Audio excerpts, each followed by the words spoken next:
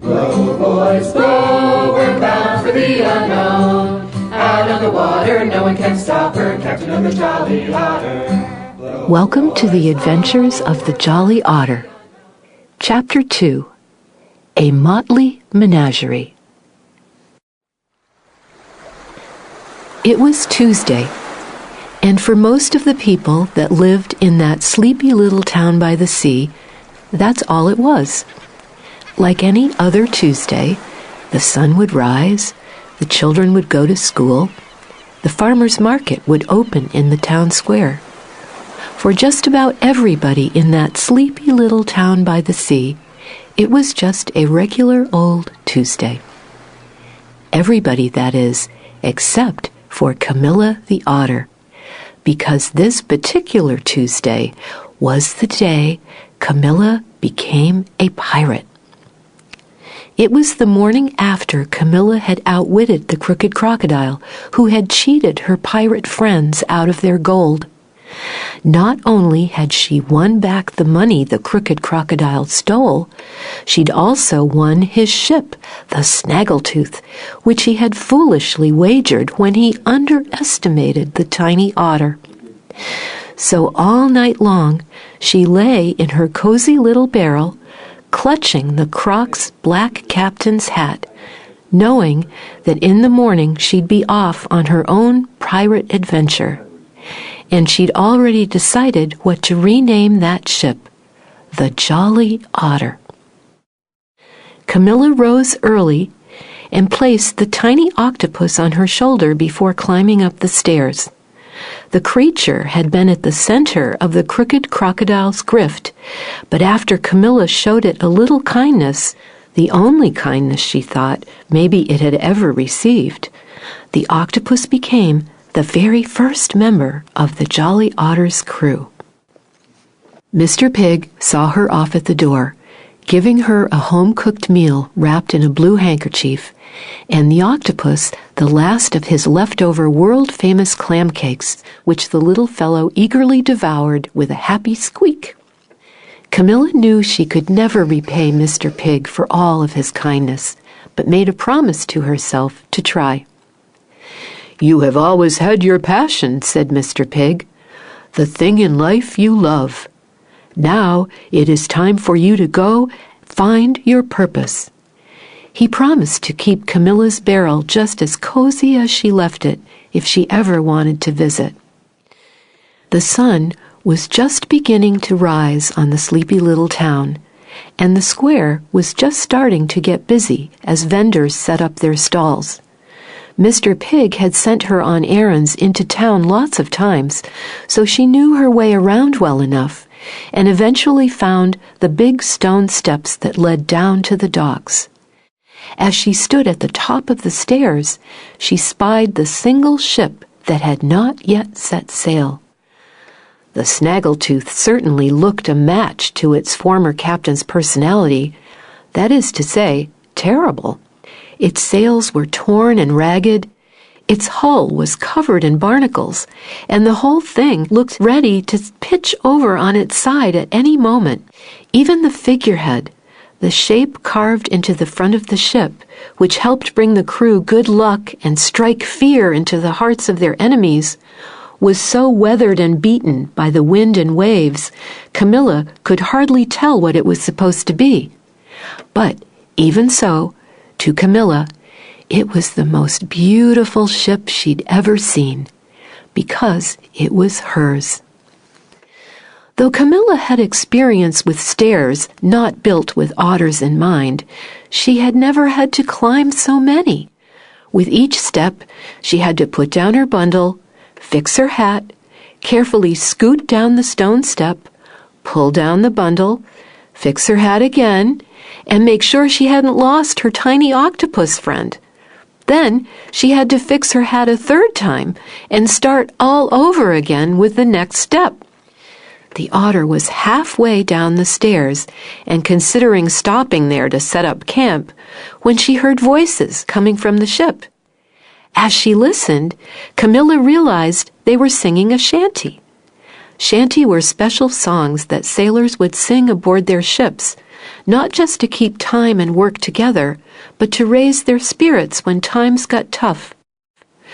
Camilla's pirate friends had taught her all kinds of shanties, but to hear this shanty would make any new captain nervous. I thought I heard the captain say, "Pay me my money down. tomorrow will be our sailing day. Pay me my money down. Pay me, you owe me. Pay me my money down. Pay me, or you go to jail. Pay me my money down. If I was a rich man's son, Pay me my money down. I'd sit by the river and watch it run. Pay me my money down. You pay me, you owe me. Pay me my money down. Pay me, or you go to jail. Pay me my money down. That crocodile, he ran away. Pay me my money down. So we ain't setting sail today. Pay me my money down. You pay me, you owe me. Pay me my money down. You pay me, or you go to jail. Pay me my money down. Camilla finally got to the bottom of the stairs and headed for the ship. She walked up the gangplank which connected the ship to the dock, almost falling into the water when her captain's hat slipped down over her eyes. On the deck of the Snaggletooth, she discovered the singing was coming from a group of rowdy red squirrels. Lots of sailing ships use crews of squirrels since they are very good at climbing up and down ropes and setting the sails. But these squirrels had surrounded the mast, singing angrily and shaking their fist up towards the crow's nest. Camilla put her bundle down, fixed her hat, and struck the most piratey pose she could think of. "Avast!" she shouted as loud as she could. "What's going on here?"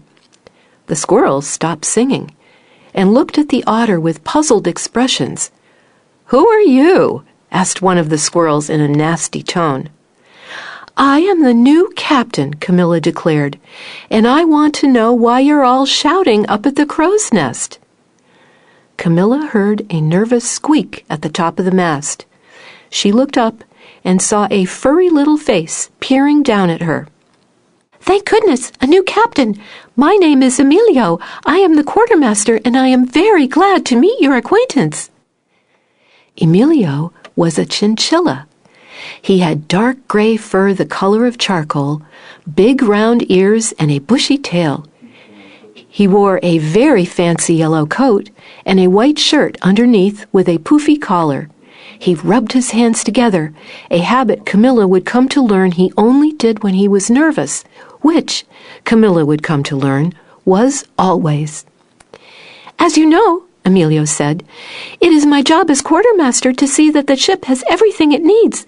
But last night, the old captain took all of the maps, broke all the cannons, and threw all the food into the ocean. And worse, the crew hasn't been paid in weeks. It's all a terrible mess." Camilla felt overwhelmed. She hadn't been a pirate for a day, and already she was facing a crisis. She realized now why the crooked crocodile had come to her tavern. He was paying his crew with stolen gold, but she'd given it all back to his victims, and she didn't have a penny to her name. Just then, she remembered Mr. Pig's bundle. "Here," she said, putting the handkerchief full of food in front of Emilio. "Give this to the squirrels and ask them nicely to be patient. A good captain should do right by her crew. I'll get us what we need." Emilio took the bundle and nodded nervously. Camilla placed the tiny octopus into the black pirate hat and handed it to the chinchilla for safekeeping. That no-good crooked crocodile was a sore loser.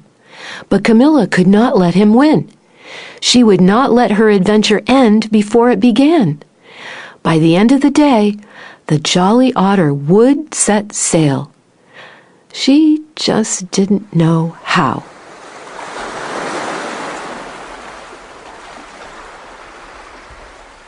Camilla had a long time to think as she climbed back up the stone steps into town. The ship could not set sail without any maps. They could get lost. The ship could not set sail without any cannons. They could encounter all sorts of villains. And they certainly could not set sail without any food. Mr. Pig's farewell bundle would only keep those squirrels satisfied for now. She also thought about what Mr. Pig said to her before she left, about passion and purpose. She knew Mr. Pig was passionate about taking care of others. His purpose, then, Camilla reasoned, was running his tavern, giving all those pirates who came to port a place to sing and drink and be merry, and, of course, to stay out of trouble. So what was her passion? Well, she always wanted to be a pirate, to see the world, discover new things, have grand adventures on the high seas. But what was her purpose? She wasn't sure, but as the otter finally made it to the top of the steps, tired and cranky, she was certain it wasn't climbing stairs. Camilla headed towards the farmer's market. The streets were lined with stalls and carts, and vendors selling fruits and vegetables, herbs and spices, breads and baked treats.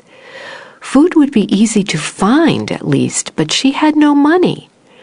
Would she have to steal it?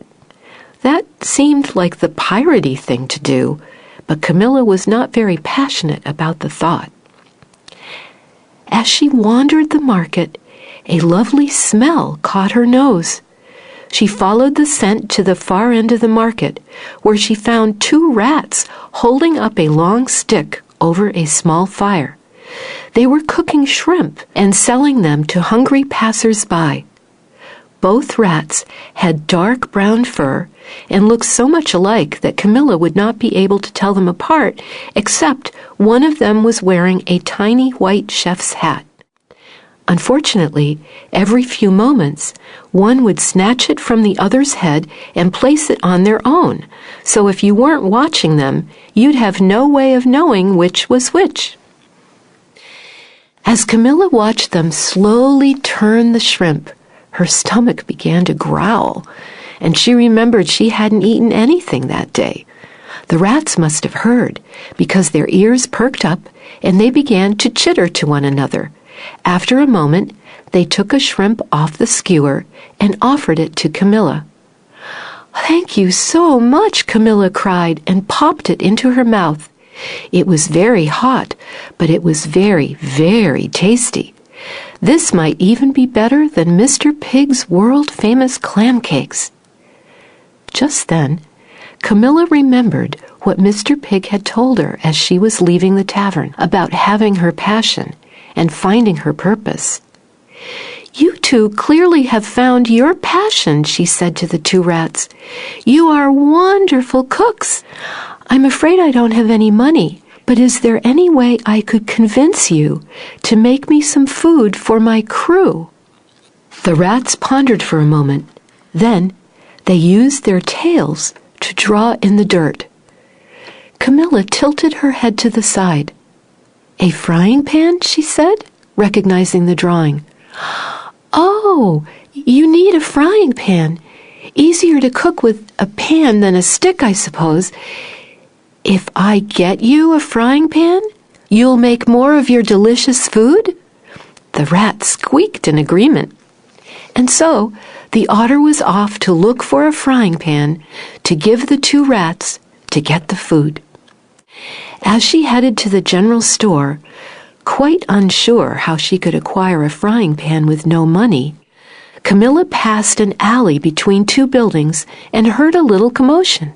She saw, sitting on top of a trash can, what appeared to be a frying pan. Camilla couldn't believe her luck. She hurried down the alley to grab it, but suddenly it started moving.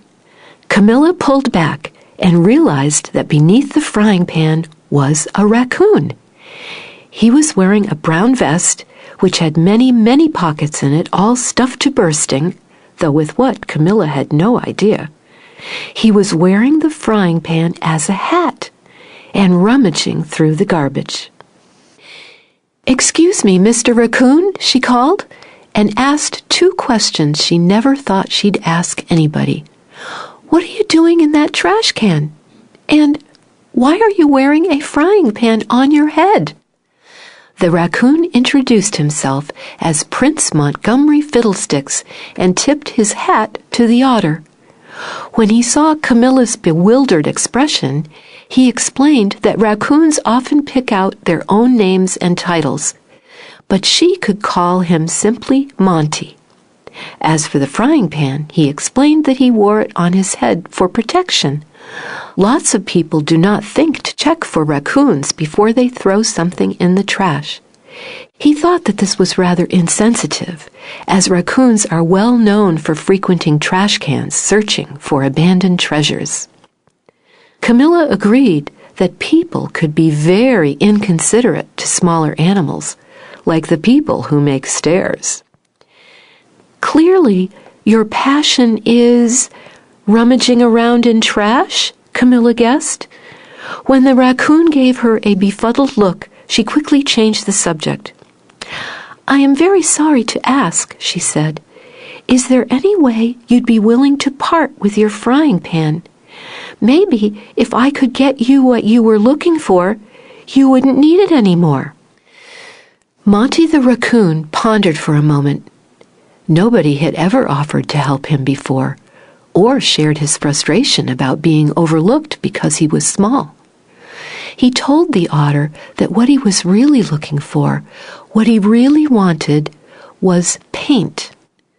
Monty said that while paper was easy enough to find, fresh paint was not something that could be found in just any old trash can. Camilla wrinkled her nose. This was getting complicated. What could a raccoon need with paint? But she was not going to give up. She bid farewell to Prince Montgomery Fiddlesticks, and she was off to get some paint, to give to the raccoon, to get the frying pan, to give the 2 rats, to get the food. Camilla was at a loss. Where was she supposed to find paint? This was just a sleepy little town by the sea. She wandered about for some time, not sure of where to go. She must have wandered quite far, because when she looked up, she found herself surrounded by big, beautiful giant sunflowers taller than she was. Camilla had lived in this town as long as she could remember, and she never knew sunflowers grew here. But upon further inspection, she realized that she was still in the center of the town, and the big, beautiful giant sunflowers weren't real. They were painted on the walls. Camilla followed along the path and saw painted on the sides of the buildings not just sunflowers, but all sorts of things: suns and moons, birds and fairies, flames and falling leaves. It was all very pretty, but the otter decided she needed to find who did this before the authorities did. As badly as she wanted that paint, she wasn't ready to break someone out of jail for it. Finally, Camilla came upon the vandal herself, a small black rabbit who hummed happily as she doodled a tiny little tree on the side of a street lamp. She was wearing a bandana around her head, and tied around her waist was a purple sash, and in that sash were tiny jars of paint, all the colors of the rainbow. "Excuse me, Miss Rabbit?" Camilla called. The rabbit turned to her, wide-eyed and very still. Suddenly she bolted, scampering away from the otter. "Oh, fish sticks!" cursed Camilla, and ran after the little bunny. "Wait! Come back!" She chased the rabbit through the winding streets of town. The rabbit was nimble, but she was leaving a trail of black dust that flew off her fur as she ran, so Camilla never lost her. Camilla knew the town like the back of her paw, and realized the rabbit had just darted into a dead end. When the otter turned the corner, she found the rabbit standing in front of something very big, covered in a brown tarp. The rabbit took the corner of the tarp in her teeth and yanked it down. That's when Camilla realized it wasn't dust the rabbit was covered in. It was gunpowder. She knew that because beneath the tarp was a giant iron cannon. The rabbit grabbed a match from her sash and struck it on the ground. Camilla might have been concerned if the cannon wasn't turned the wrong way round. The bunny put the lit match between her teeth and began to turn the cannon around on its wheels. This proved very difficult for the rabbit, who was far too small to operate such a big cannon on her own. But as she turned it towards her intended target, presumably Camilla, the otter noticed the beautiful artwork along the barrel. It was covered with wings and flowers, suns and moons, and wild designs in all colors of the rainbow. The rabbit seemed determined to set off the cannon in Camilla's direction, but her match had burned down before she was halfway round. Camilla took the opportunity to defuse the situation, a joke she would come to learn the rabbit would find very funny. "Your cannon is very pretty," Camilla said. "Painting must be your passion." The rabbit stopped, looked at Camilla, and shook her head. She said that painting was not her passion, it was just a hobby. She only began to paint through town because she'd run out of room on her cannon. The cannon was her real passion. The rabbit introduced herself as Smoky. By now, much of the gunpowder had been shaken from her fur, revealing that she was really more autumn-colored, a mix of red and brown. She loved the smell of gunpowder. She loved the sizzle of the fuse, and she especially loved the giant boom the cannon made when it went off. She loved this cannon. It made her happier than anything in the world. It was her best friend, and she was very, very protective of her friends. Camilla knew how she felt. Becoming a pirate made her happy, and she wanted to do right by her friends too. That's how she got to be a pirate, after all. But she couldn't be a pirate without a ship, and the ship couldn't sail without food or maps or cannons. Camilla had been so focused on getting the paint, to get the frying pan, to get the food, she didn't even realize she just found a cannon. But she couldn't ask Smoky to part with her best friend. Wait, Camilla thought. Smoky had found her passion. What if Camilla could help her find her purpose? "Goodness, it must be very hard to move that cannon around," she said. "And it must cause a lot of trouble shooting it off where you shouldn't." Smoky had to agree that sometimes it was hard being best friends with a cannon. "If there were a way I could solve those problems," Camilla offered, "would you be willing to part with your paints?" Smoky the rabbit pondered for a moment. She was suspicious, but curious. Finally, she agreed. Camilla helped Smoky push the cannon across town, careful to avoid the local authorities who had started to ask around about who had been painting all these sunflowers and moons on everything. Soon, they made it back to the alleyway where Prince Montgomery Fiddlesticks was waiting. Monty was overjoyed and thanked Camilla and Smoky over and over before plucking the frying pan from his head and giving it to Camilla. Now, Monty said, he could finally realize his passion. "Passion?" Camilla asked. "I thought your passion was searching through trash." Monty shook his head and reached into one of his vest's many pockets. His real passion, he explained, was maps. He pulled out a giant map, intricately painted and detailed, with the names of places written in a beautiful cursive font. Monty fancied himself a cartographer, one who makes maps. He started collecting old maps that sailors had thrown in the trash, and now he found joy in making new ones. Camilla was dumbfounded. all this time, and the maps she needed were in the hands of a raccoon with a frying pan on his head? This had been a very strange day indeed, but she wasn't going to pass up this opportunity. You know, if you could travel the world, you could make maps of all the places you've been, and not just places that have already been discovered, brand new parts of the world. Your maps would be one of a kind. If I could help you travel the world, would you? Monty had to admit, that sounded like a wonderful idea.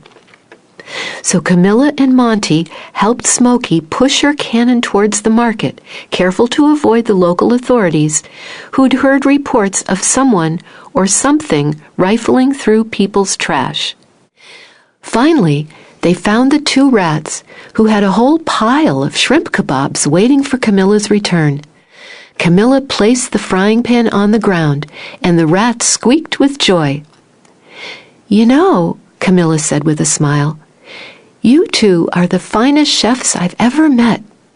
I bet you could come up with all kinds of delicious meals and tasty snacks, if only you had the right ingredients. If I could help you find those ingredients, would you? To the rats, who shared a passion for cooking along with their one chef's hat, bringing joy to people through food and discovering new and exciting recipes sounded like a dream come true. They chittered excitedly at Camilla's proposal. So Camilla, Monty the raccoon, Smokey the rabbit, and two rats, as they like to be called, all carried the food, the maps, and the cannon down to the docks. The cannon did not make the climb easy, but it was a lot easier with friends, and knowing this was the last set of stairs Camilla would have to climb for a long, long time.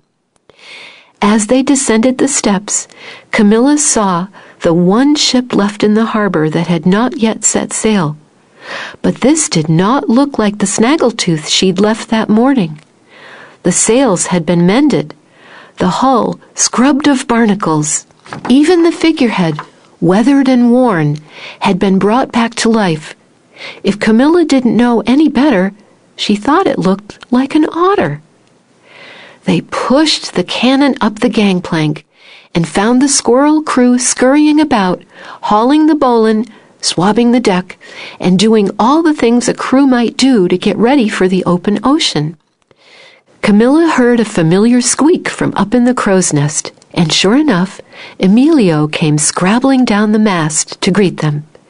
"Ready to set sail, Captain," Emilio announced giddily. "Set sail?" Camilla echoed. "But even though we have food, even though we have maps, and even though we have a cannon, we still don't have money to pay the crew." Emilio explained that after she left, the squirrels devoured the food Mr. Pig had made. They loved it so much and were so glad to see the last of the crooked crocodile, they decided to fix up the ship and stay on as the crew. So for now, at the very least, there was no threat of another mutiny. Camilla was glad to hear it. "But if they're not mad, why were you still hiding up in the crow's nest?" she asked. Emilio bristled. "Oh, chinchillas hate getting wet. The last thing we want is moldy fur, so the crow's nest is the safest place for me." When Camilla asked why then a chinchilla would take a job on a pirate ship, Emilio smiled. "Because being the quartermaster of your ship, that is my purpose." Emilio handed Camilla her black pirate hat, and the tiny octopus inside squeaked happily to see her. The hat was still too big, but Camilla had a feeling she'd grow into it. She looked around at her new crew and all her new friends. She still didn't know her purpose, but she knew she'd find it out there somewhere. "Ladies and gentlemen," she shouted, smiling proudly, "welcome aboard the Jolly Otter." We're bound for the unknown. Out of the water, no one can stop her. Captain of the Jolly Otter. Thank you for listening to The Adventures of the Jolly Otter, written and directed by Ben McLaughlin, narrated by Susan Lee McLaughlin, created and artwork by Amanda Bunce, with special thanks to Kate Bunce, Jill Kiter, and Corey Bunce. A Keo production.